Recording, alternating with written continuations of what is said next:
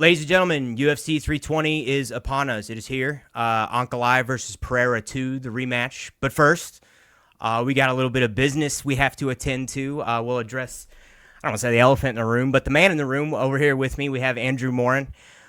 This is going to be the first of like a collaborative effort. We're going to be doing some episodes together where we're going to break down the fights, take a look at some of the bets that we like, shoot the breeze probably more than anything. But we're going to call them the money grab, like we've been putting out our collaborative parlays on Twitter.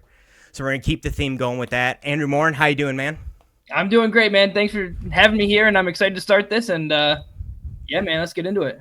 Yeah, I'm glad to have you. It's good to you can only talk so long by yourself to the nether about fights and stuff, so it's nice to actually have somebody to bounce some of these ideas off and a sounding board and somebody to tell me when I'm a little bit out of my mind, but that's all right. So looking at the fights, though, we've got quite a few. How many? We got 1, 2, 3, 4, 5, 6, 7, 8, 9, 10, 11, 12, 13, 14 fight card. All right, so it seems like usually you're ranging anywhere between 12 and 14 fights. This one's got 2 sets of prelims. The early prelims are 5 o'clock Central Time on UFC Fight Pass. What? You're an hour ahead of me, right? So 6 o'clock. Yeah. Yep. 6 o'clock Eastern Time. We're not going to spend a bunch of time on the prelims. Usually I don't. I try to do like some actual research for the main card and then just kind of breeze over anything we find interesting. First fight of the night, though, we have Veronica Hardy, Brogan Walker. This don't do a ton for me. I like Veronica Hardy only because she's married to Dan Hardy. That's pretty much it.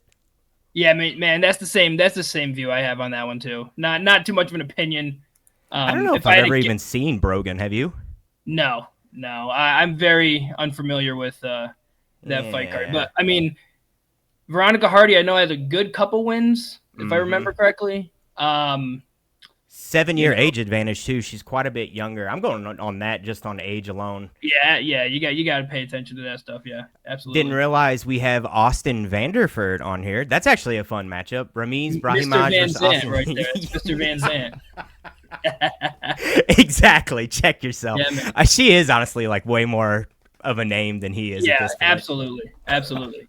Do you know? I mean, you got any dog in this race, or are you just gonna watch this one and enjoy it? No, I'm probably just gonna watch that one. Yeah.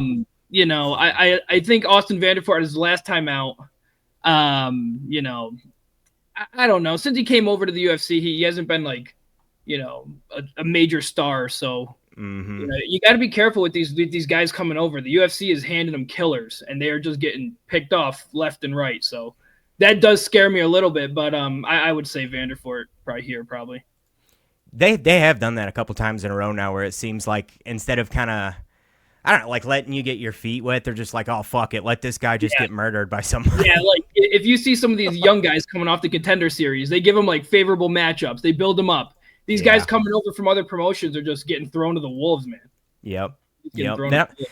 Not much of an age difference between them either, 32, 35. I would say Vanderford I unfortunately have a little bit of a bias when it comes to the grapplers and like the whole, obviously his wrestling background, his credentials there. I'm going to lean towards that, but either way, we'll scoot past it. Next up, welterweight bout, Punahele Soriano versus Nikolai Veretennikov. That's who Vanderford fought last, didn't it? Veretennikov? Maybe. I think it is. Maybe. I don't really, yeah, it is. Sure is. It is. Back in February. Yeah, it is.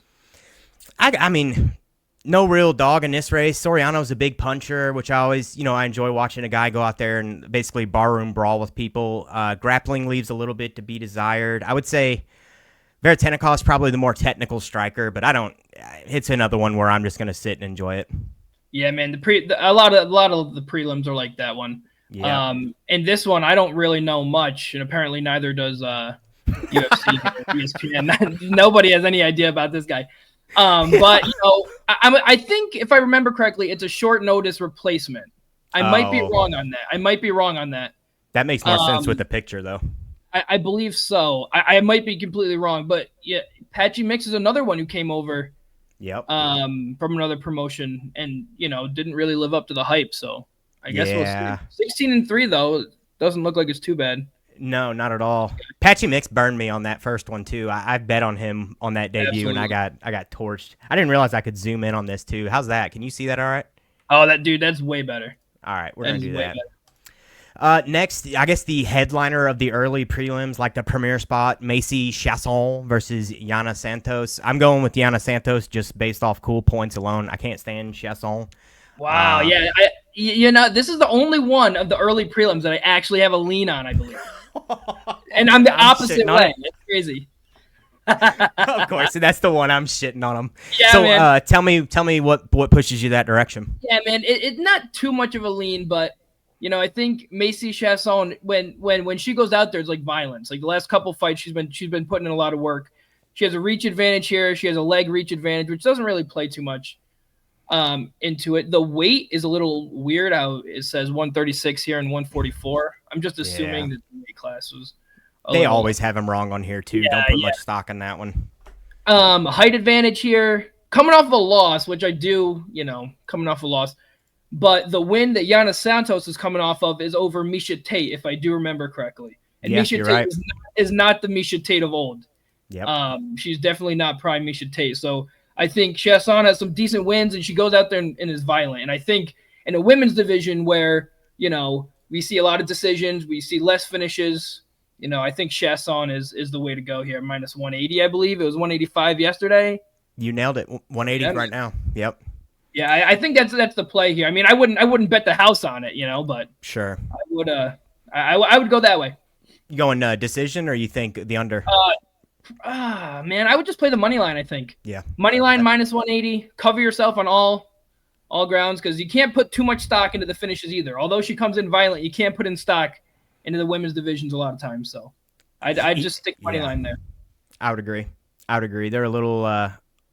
I don't know. Sometimes they're a little more hit or miss, and you don't really know what you're getting sometimes on it. And with the way that line is, it's not over 200. You might as well just take the extra coverage, play it safe. In fight sports, I mean, anything less than like 250 or minus 250 is pretty much good side there. So first fight of the regular prelims. This goes to, I think this is over to ESPN Plus. Yep, 7 Central Time. That is 8 o'clock Eastern. First, we have Daniel Santos versus Jusang Yu.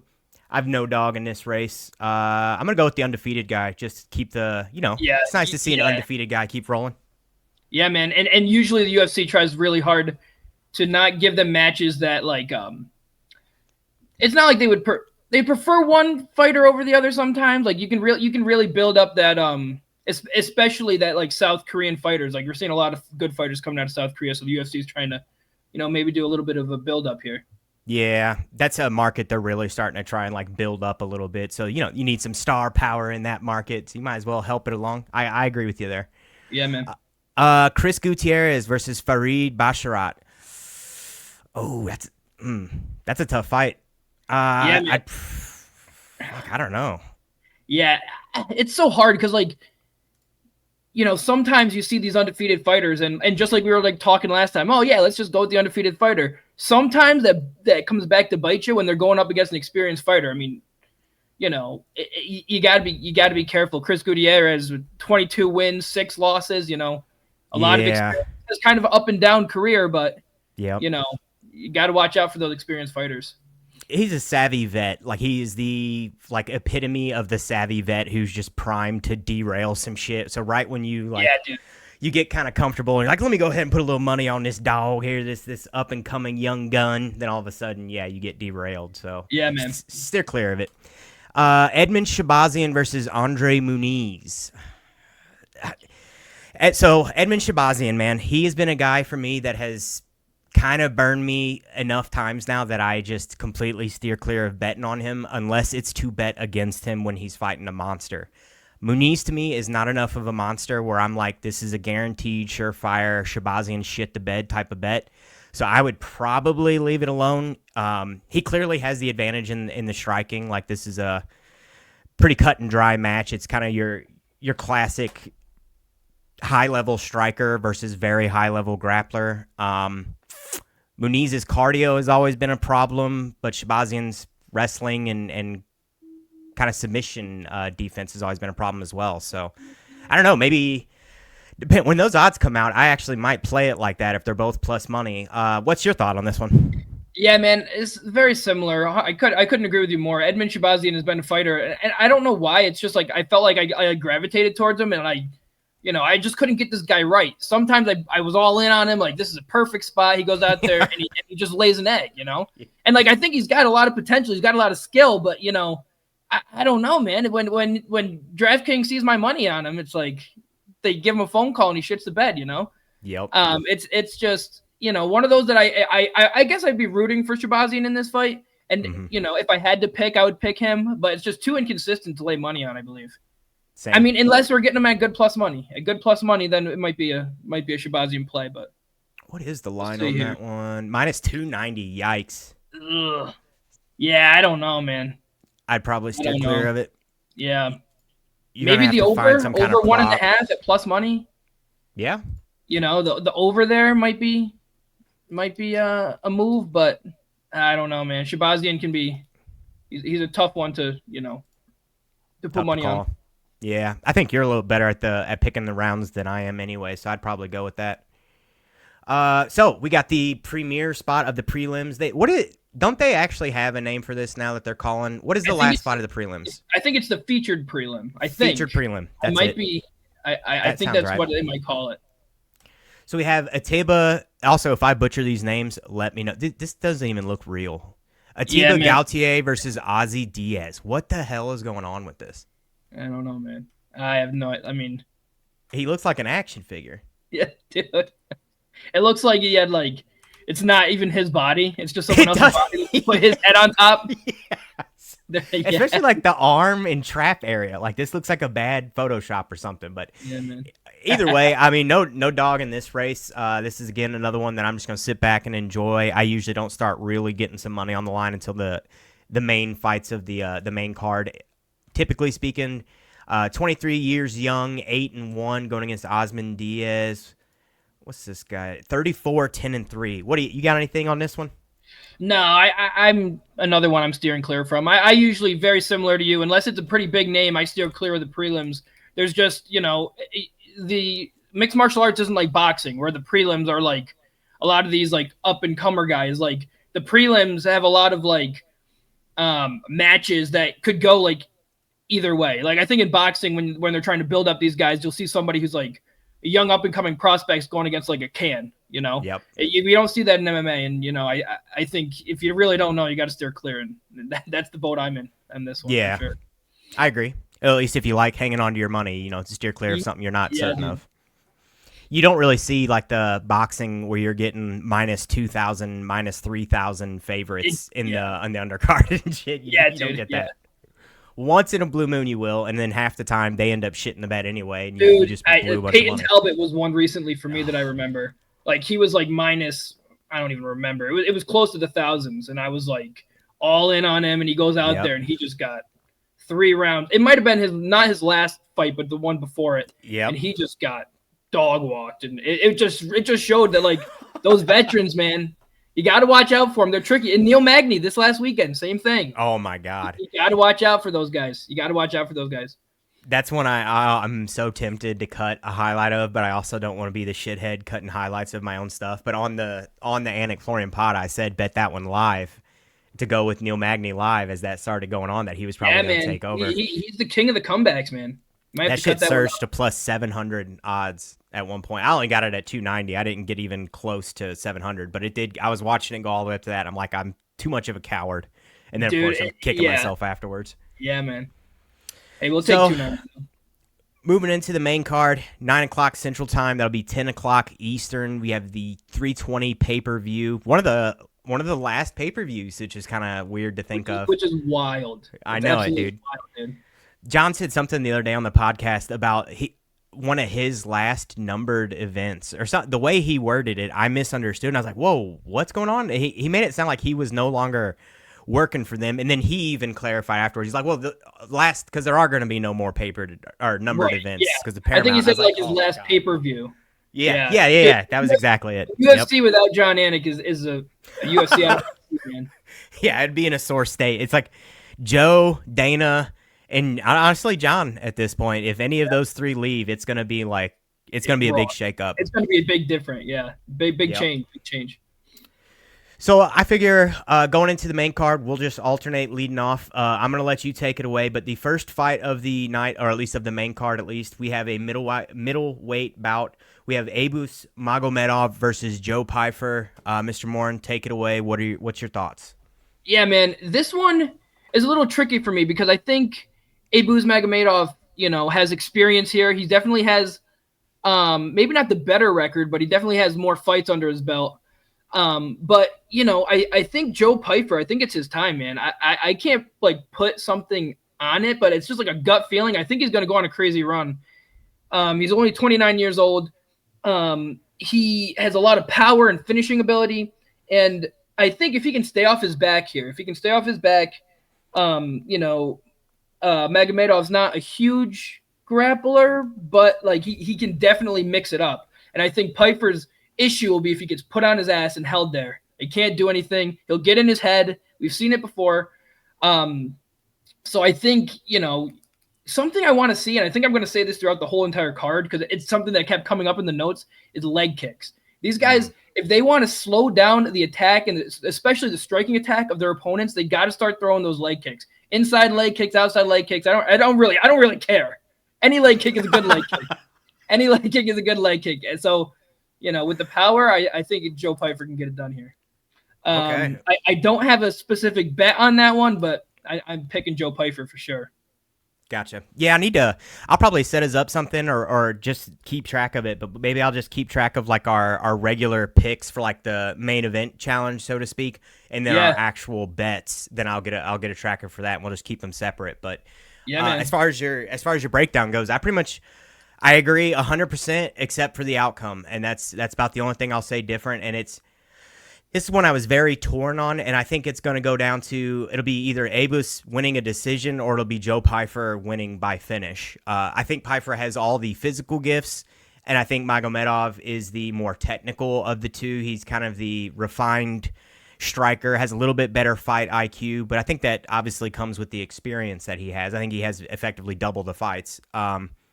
So yeah, I mean, Pyfer's the young gun, the more physically gifted, more powerful, maybe even the faster, at least while fresh fighter.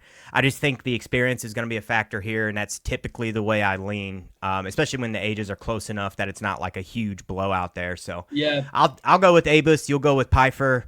We'll have a difference right out of the rip. That actually makes it more fun to me. Start off with a little bit of differences here. I like it. Yep.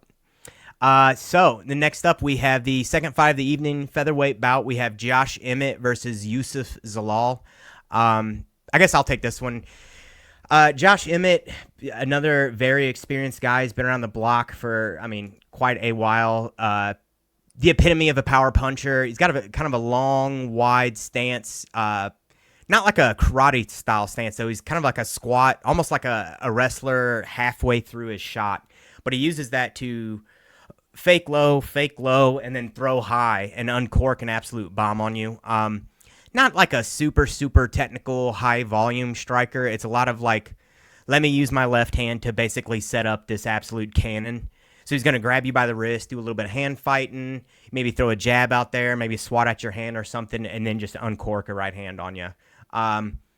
Pretty decorated wrestler. I actually wish he would wrestle a little bit more. And this is going to be a fight that I'd like to see him kind of dip into that tool bag a little bit more and actually use some of those wrestling credentials. But going against a guy in Yusuf Zalal who has quite an age advantage, if I remember right. Yeah, 11 years different between the two of them, 17-5. Caught a little bit of flack from his last fight, and I was actually kind of I was on that page a little bit too. Did a little more running than I would have liked to have seen, but I do think that was like a technical choice. I don't think it was like I'm afraid of Calvin Kattar, let me run away. It was, this is a dangerous, high-level, powerful striker. Let me stay on my bike. Let me pedal a little bit and work the jab and work this dude over, which is exactly what he did. So I actually think this is kind of a similar matchup to the one we were just breaking down, Pyfer and Magomedov, where it's like maybe a more technical, agile striker versus maybe the more powerful, kind of brute strength. Let me uncork one on you.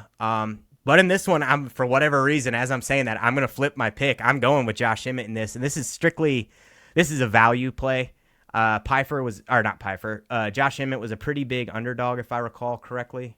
Yeah, I believe so. As you're talking through it, and as you were saying it, I was looking at my notes here. I have written down my pick is Zalal by decision. But the more I think about it, you talked about that open stance. You talked about how he can lean back. And listen, Josh Emmett fights how I would play UFC 5 on video games, right? He sits there and I just spam the overhand. That's what he's going to do. And hopefully he can catch somebody like Yusuf Zalal on the way in. Maybe he's just trying to grapple it up. The thing is Zalal mixes it up really well. He can strike, he can grapple. He's younger, but I mean, this power of Josh Emmett, it's just something that lives rent free in my brain is that knockout of Bryce Mitchell, right? Oh my God. I mean, he crushed him, dude. He crushed him. And that was a fight that, a lot of people were all over Bryce Mitchell. And I honestly, I don't think he was the same since that fight. And, Josh Emmett is 40 years old in a lighter weight class. I'm flipping my pick as well. I'm going with Josh Emmett. For plus 335 also. Like that's a value wild. play. Yeah. Yeah. I'd love to see what he swells to, and something like inside the distance or by KO. If you're getting that at plus 400, like you'd be silly not to put like a quarter of a unit or something on there. Yeah, for sure. Yeah. All right. Next up, probably, I think maybe the most exciting matchup of the evening. We have the light heavyweight bout. Number 2 in the division, Yuri Prochazka versus number 4 in the division, Khalil Roundtree Jr. Mr. Morin, the honor is all yours, sir. Take it away. Yeah, man. So this was a fight I'm really excited, looking forward to this one. I've been watching Khalil Roundtree tape all day today. I just think, like I said with Joe Pyfer, how I thought he's going to go on a crazy run. I think the same can be said here for Khalil Roundtree. Coming off of that loss to Alex Pereira, I think that's the best thing that could have happened to him. I mean, if he can fight this fight like he fought against Alex Pereira, I think he's going to do phenomenal. He had a little bit of a setback when he fought Jamal Hill. He was kind of hesitant. He was very slow. If you remember, that first round was like nothing happened. They traded leg kicks. Mm-hmm. But I think his Muay Thai style, is going to play really good into Yuri Prochazka's karate style. And, I'm a karate guy through and through. Stephen Thompson, George St. Pierre, Michael Venom Page, those are all big. I love those guys. Point fighting karate guys just like me. Yuri Prochazka, very similar to those guys.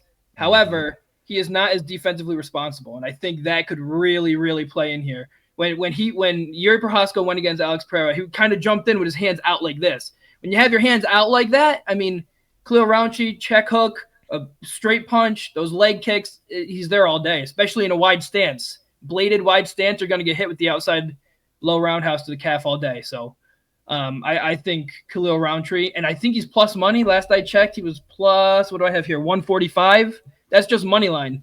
The pick is by decision, but I think, the money line, if he's plus money on the money line, take it. Yeah. Let's see here, plus 150, and then you said decision as well? By decision, yeah. I mean, if he's by decision, plus 450. Wow. I mean, on the flip side, Yuri Prochazka's orthodox. He's got an orthodox style. He's got 60% takedown accuracy. However, he doesn't shoot all the time, but he does have 60% accuracy, and that unpredictability could be a problem. I mean, Jamal Hill was a little bit of a problem for Roundtree in that fight too. I don't know, man. This just one is another one that I just feel like Roundtree can just really get the job done here. Man, I flip-flopped on this one probably two different times, maybe 3 different times. I do think, stylistically, it favors Khalil. The head movement and stuff that Yuri kind of implemented into his game last time, I think worked really well against Jamal Hill, who was, one, maybe a little bit more emotionally invested than he should have been, but 2, he throws a lot of straight shots, so it's easy to kind of slip off to the side and they go zipping right past you, whereas Roundtree also throws a lot of hooks and mixes it up very well, and I think you might unfortunately see old Yuri kind of dip into something, like dip into a knee or dip into a hook. His chin has kind of been a little questionable anyway. The leg kicks of Khalil are just the only other person in the division who has ones like Khalil are Poatan, and Yuri didn't fare very well against the leg kicks of Poatan. So I gotta assume that the leg kicks of Khalil are gonna have similar outcome on his mobility, kind of shutting it down. I worry a little bit about the knee stomps as well with that long kind of stance out there, his lead legs kind of out there asking for it. So I think I'm on the same page. I'm going to go Khalil. Maybe I'll flip-flop a couple more times throughout the week, but currently, especially for the odds, I'll go Khalil. I might go inside the distance.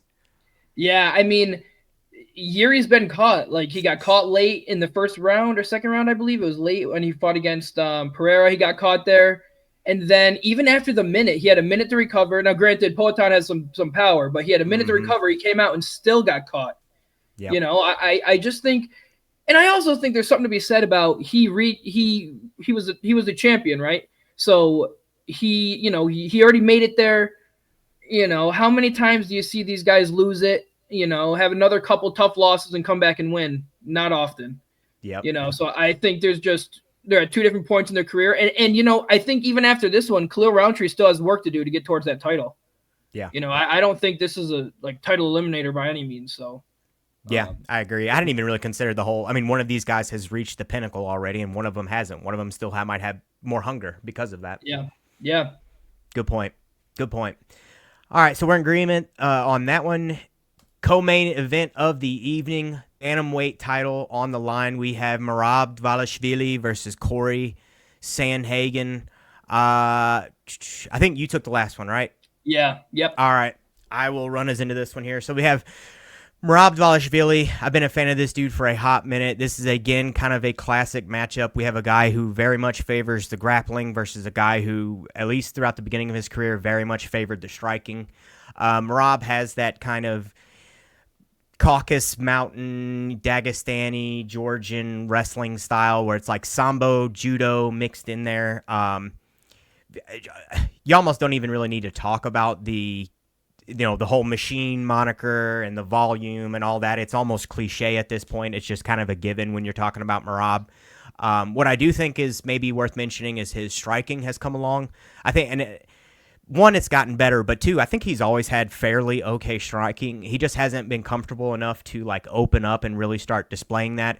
And now that he's gotten the belt, defended the belt, and really starting to grow into his own, both inside the cage and out, I think he's starting to relax a little bit and open up. Also, everybody expects the grappling, the wrestling, so when everybody's expecting you to go low, now you can open up and go high and kind of mix it up and open up a little, so you can throw some different strikes that maybe you wouldn't normally display. And then you got Corey Sandhagen, who's kind of done the opposite. He was a high level, very versatile striker to begin with. Always had quite a lot of tools at his disposal. He was hitting flying knees and fucking spin kicks and ripping to the body with spin kicks and throwing spinning elbows and all this shit. And then out of nowhere, it's like, hey, you know what? Maybe I need to develop a wrestling game. And he did. Started working that into his game. I think it was Cheeto, maybe, that he used a couple takedowns to really secure a win against. But is it enough to make a difference against Merab? I kind of doubt it. That's a lifetime of wrestling, and it's not something that, 5 fights ago, you can't suddenly be like, you know what? I'm going to get really good at wrestling and expect to close the gap between somebody who's done it for their entire life. So, per usual, I'll probably continue to favor the grappler. I would say Merab's probably going to win this, and my guess would be by decision. Let's see what those odds are. Merab minus 375, and then by decision, minus 200. So, yeah, I'll probably play the minus 200 there. Mr. Morin, what do you think? Yeah, man. I mean, it's almost at this point, it's like I went to go watch film, and I'm just like, is it worth it watching film on Merab Dvalishvili? I mean, we know what he's going to do. I mean, it's crazy, man. He goes in there, he'll take on anybody. Like when Aljo was the champion, he's like, no, I'm not fighting my friend, which I get it. Like I'm kind of more of like, I train karate at a small town gym, everybody's friends, so like I get it. A lot of people didn't really like that, but I mean, like, how can you not love this guy? He's going out there against Umar Nurmagomedov, who has this big name, who's undefeated. He's on the come up, and dude, he like made him look like an idiot out there. He's kissing him. He's doing all sorts of crazy stuff. He beat Sean O'Malley, who's supposed to be like the new like Conor McGregor of the UFC twice. You know, I mean, he's going to use his grappling, he's going to use his pressure, and it kills me to say it because I really like Sandhagen's style. I think, you know, he has a great personality. I think he could be a really good champion for the UFC. His striking is great, and he has decent jiu-jitsu, I think, as well. So, like, I think he's a well-rounded fighter, and, you know, if Merab Dvalishvili really wasn't the champion, I think he has a shot. Like, if this was a Corey Sandhagen versus Sean O'Malley, I might favor Sandhagen. Excuse me. But, you know, you got to go with Merab Dvalishvili here. Agreed. It's kind of funny. Sandhagen might actually be the more well-rounded of the two of them. It's just Dvalishvili's strength is so much like it's so much more powerful than absolutely dude. Any other advantage. It's like absolutely, man. So we agree there as well. Are you really quick before we continue? He has that championship experience. He's been in those big pressures. He had a quick turnaround. Yep. You know, he's got the experience, man. You think decision or what do you think him? Oh yeah, decision. Yeah. I you know, he did finish, if I remember correctly, he did finish O'Malley in his last one, right? Yep. Yeah. And like that one burned me because I had Merab by decision. I was holding on to a Merab by decision ticket. So that one kind of burned me. But, you know, I mean, he's a decision machine, this guy. Yep. You know, and like, and, you know, I think if I remember correctly also, when he fought not Piotr Jan, but I think it was Jose Aldo. When he fought Jose Aldo, he got hurt bad round one. He got hurt bad round one, and he had to fight through that and still came back and did a decision over Jose Aldo. So, you know, I think even if it's something where he gets hit early, he's going to fight through it, man. I think Marlon Moraes had him fucking halfway dead as well. That might be the fight I'm thinking of. That might be the fight I'm thinking of. Yep. Well, and Sean O'Malley hurt him there at the end of their first fight, and he still gutted through the end. I mean, it was the very end of the round, but he still, I mean, that would have folded anybody else. You saw him, like, fold and then kind of, like, muster himself back up. It's like, we're here. I got to ride this out. Like, oh, that didn't hurt. Yeah. Yep. I'm just a Merab mark anyway. Like, head, man. Yep. Dude, I'm so happy for him, too, because when you see him and he, like, talks, he's just so happy. Yeah. He dances around. Yeah, I think he's like a genuine guy. And I like seeing those champions who are willing to stay in their division, clean it out, has no ambition of going up, down, anywhere, which I really think him versus Alexandre Pantoja would be a great champ versus champ fight. But they're both so committed to their division, and you don't see that anymore. So it's great to see. It's funny that's now kind of the more rare of the two. Like used to, it was the champ status was like the crazy rare thing, and now it's more rare to see somebody actually like stay in their division and reign supreme for a while. Yeah. All right, so we have the main event of the evening, light heavyweight title on the line. We have Big Ankh, Magomed Ankalaev versus Poatan, Alex Pereira. Mr. Morin, this is all you, man. Take it away. Yeah, man. Look, I'm excited for this one. You know, they're both coming in. You know, I don't. There's a lot of this narrative going into this fight saying Alex Pereira was, you know, he was only 50% last time, and he wasn't putting a lot of effort for it. And like if I do remember correctly, in that fight, he was looking a little flat. He wasn't looking his normal self. But was that because Alex Pereira was not at his full potential, or was that because Magomed Ankalaev was just so good? You see these Dagestani Russian fighters coming in, and you know you're thinking grappling, and now they're getting a lot of striking. I mean, the only loss that this guy's had in the UFC or in his career was a late triangle with like the very last second of the last round against Paul Craig, who's just, you know, he just does crazy stuff here and there. You know, I have not seen anything that leads me to believe that he's gonna lose. That being said, if Alex Pereira is looking to win, what he needs to do is he needs to put the pressure on Magomed Ankalaev. He needs to lay into those leg kicks, and he needs to stand there and bang, because Ankalaev is not going to back up. He's going to stand in the pocket. Alex Pereira is really good at throwing a high kick from inside tight, right? He's got that flexibility to come over the top shoulder, and especially if they're in an open stance where, like an open stance, for example, one guy has a right hand in front and the other guy has his left hand in front. So you have that opening there. If they're in an open stance like that, he can just lay in those leg kicks all day long. And I think that's going to be his key to victory.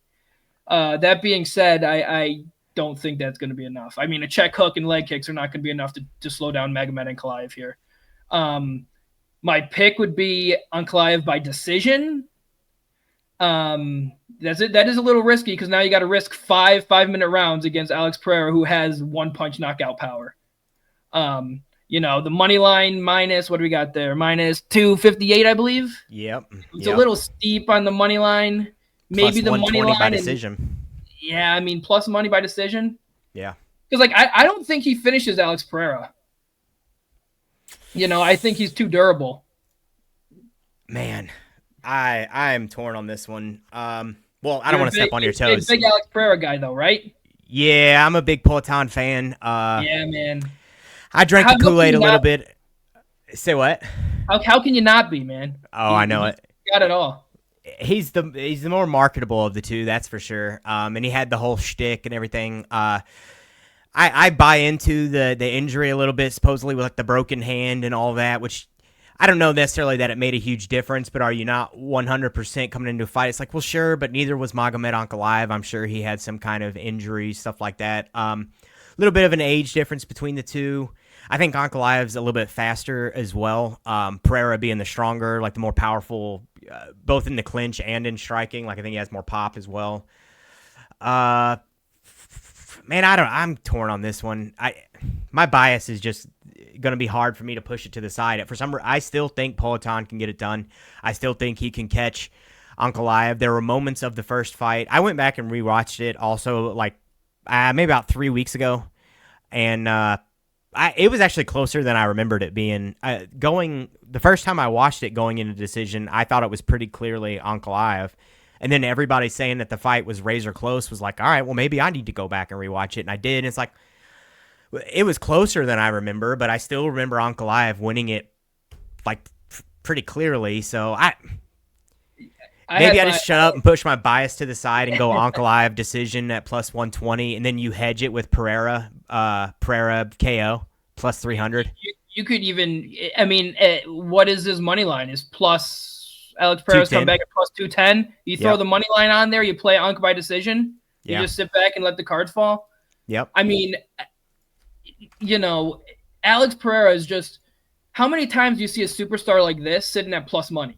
You just don't see it. You don't see stars like Tom Aspinall or John Jones or Alex Pereira or, for a long time, Conor McGregor. You don't see these stars going into a main event at plus money. Yeah. So. Especially with the ability to actually end the fight in one punch. It's one thing if it was like guaranteed it would have to be volume, but he literally can land one single punch and change the outcome of the fight. It's okay. For plus 120 odds, you want to bet on him landing one solid good punch? It's not a bad bet. Like, I take it. Yeah, absolutely, man. Absolutely. I mean, the best part about this is that, like, when we're like, oh, we're torn, like, that's how you know it's a good fight. That's how you know you're going to go into Saturday night and no matter what happens, it's going to be a good fight. Agreed. It's not a mismatch. You don't have one guy where you're like, all right, this is going to be a dude completely blowing the other one out. It's not even going to be competitive. 100%.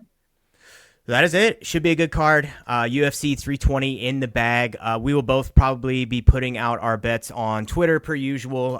Coming up with you want to do a money grab parlay? You want to throw something together later this week as well? Oh yeah, absolutely. Cool. We'll throw one together for the pay-per-view, of course. Yeah, that'll work. So follow us on Twitter. Or X these days, whatever you want to call it. We'll put our bets out on there, usually a handful each of us. I generally try to wait till after the weigh-ins or somewhere right around there just to see how everybody's looking. But like, comment, follow, subscribe, tell your mom, tell your sister, tell everybody, do all the good stuff, share it. And thanks for watching. We'll see you guys next time. Peace out. Thank you.